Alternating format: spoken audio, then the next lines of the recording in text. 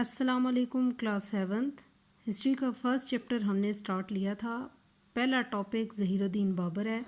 بک کا page number 4 اور بک کا پیج نمبر 5 آج ہم کریں گے. تو ظہیر الدین بابر کا شارٹ انٹروڈکشن اس دن میں نے آپ کو بتایا تھا. آج ہم بابر بادشاہ کی ارلی لائف کے متعلق پڑھیں گے. بابر's father paid particular attention to the education and upbringing of his son. Babar کے والد نے خاص توجہ دی، خاص دھیان رکھا اس کی تعلیم دینے پر. اینڈ اپ برنگنگ کا مطلب ہوتا ہے پرورش کرنا، اپنے بیٹے کی پرورش اور تعلیم کی طرف خاص توجہ دی.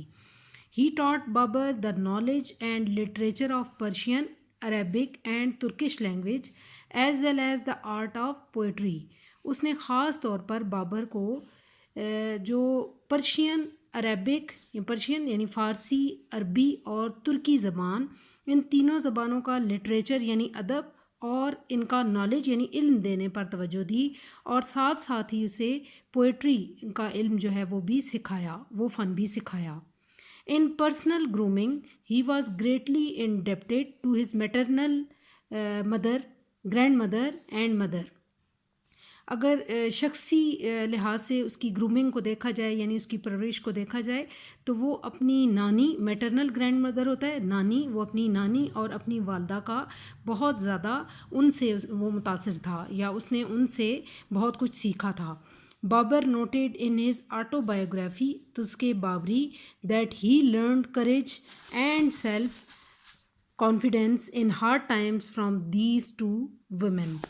بابر کے بارے میں اگر دیکھا جائے تو بابر خود بتاتا ہے، اپنی آٹو بایوگرافی ہوتی ہے جو اس نے اپنے متعلق خود کتاب لکھی ہے جس کا نام تزکے بابری ہے.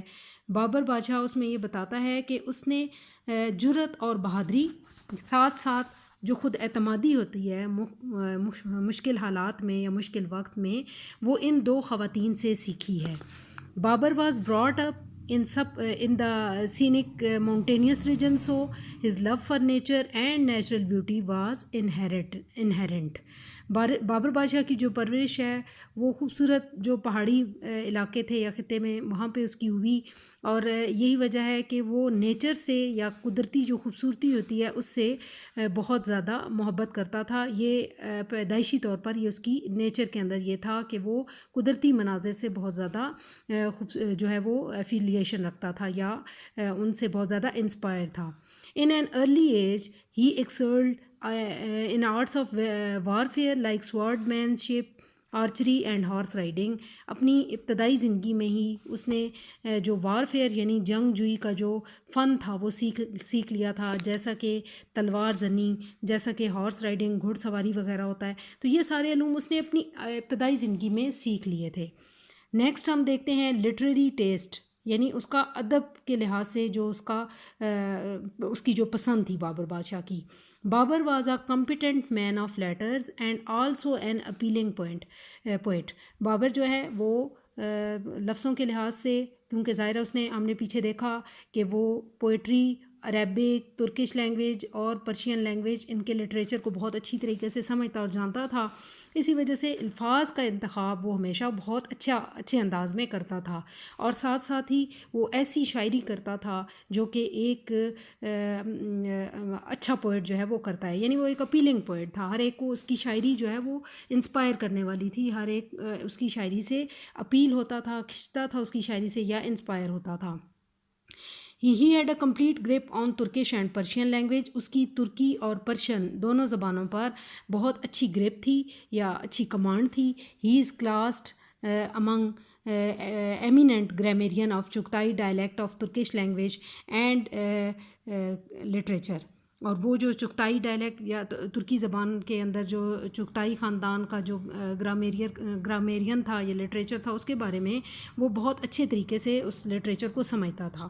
His autobiography Tuzk-e Babri is considered an excellent piece of literature. اس نے جو اپنی خود کتاب لکھی ہے تزکے بابری، وہ لٹریچر کے لحاظ سے یعنی ادب کے لحاظ سے ایک شاہکار ہے. It has been translated in many languages of the world. اس کو دنیا کی کئی زبانوں میں اس کا ترجمہ کیا گیا ہے اس کتاب کا. This book provides information about many aspects of Babur age from political matters to the life of ordinary people. اور یہ کتاب جو ہے یہ اس کی بابر کی جو زندگی ہے، اس کی جو لائف ہے، اس کے بارے میں، اس کے مختلف پہلوؤں کے بارے میں ہمیں کمپلیٹلی جو ہے وہ معلومات فراہم کرتی ہے. جو جیسا کہ اس نے سیاسی جو معاملات تھے ان کو سنبھالا، یا وہ ایک عام شخص کی طرح جس طرح سے زندگی اس نے گزاری، اس کے بارے میں مکمل اس کی پوری لائف کے بارے میں ہمیں معلومات دیتی ہے. Knowledge of Babar about sub continent is amazing. تو نالج جو بابر کا تھا سب کانٹیننٹ کے متعلق وہ بہت امیزنگ تھا. اس کے بعد ہے اس کی پریکٹیکل لائف، یعنی کیسے وہ بادشاہ بنا اور کیسے وہ اس نے سب کانٹیننٹ کے اوپر قبضہ کیا، اور کس طرح سے وہ اس نے اپنی حکومت چلائی. ان 1494 AD when Babar was 11 years old his father passed away. جب بابر کی عمر 11 سال تھی، 1494 کا ایئر تھا، تو اس کے والد کی وفات ہو گئی. he had to bear the administrative responsibilities of the state. اور اب اس کو اپنی ریاست کی جو انتظامی ذمہ داریاں تھیں ان کو سنبھالنا تھا. This was the starting point of his practical life. یہ اس کی عملی زندگی کا آغاز تھا، یعنی صرف وہ 11 سال کی عمر کا تھا جب اس کے والد کا انتقال ہوا، اور اب ملک اس نے انتظامی لحاظ سے اس پر ذمہ داریاں آ گئیں، اب اس نے ملک سنبھالنا تھا. تو یہ اس کی عملی زندگی جو اس کے اندر حکومت کے اندر اس کی شروع ہوئی، حکومت سنبھالنے کی ذمہ داری شروع ہوئی، تو یہ اس کا آغاز تھا. His all practical life can be divided into 2 parts. اس کی تمام جو عملی زندگی ہے اس کو 2 حصوں میں تقسیم کیا جاتا ہے. ان دا فرسٹ ون، پہلی جو ایج کا جو اس کا پہلا پارٹ ہے، he was struggling to get his political position recognised in Central Asia. وہ کوشش کرتا رہا کہ سینٹرل ایشیا کے اندر اپنی جو سیاسی حالت ہے یا سیاسی پوزیشن ہے اس کو زیادہ سے زیادہ اسٹرانگ کرے، مطلب سینٹرل ایشیا پر وہ قبضہ کرنے کی کوشش کرتا رہا. But after failing in this endeavor he started this second part with this rule in India. اس نے اپنی زندگی کا دوسرا حصہ شروع کیا، یعنی جب وہ سینٹرل ایشیا کو پورے کو کیپچر نہ کر سکا تو پھر اس نے انڈیا کے اوپر جو ہے وہ حکمرانی کرنا شروع کر دی. تو یہ آج آپ نے بابر بادشاہ کی ارلی لائف، اس کا لٹریری ٹیسٹ اور اس کی پریکٹیکل لائف کے بارے میں دیکھا ہے. اس کو اب آپ نے ایک دفعہ سمجھ لینا ہے.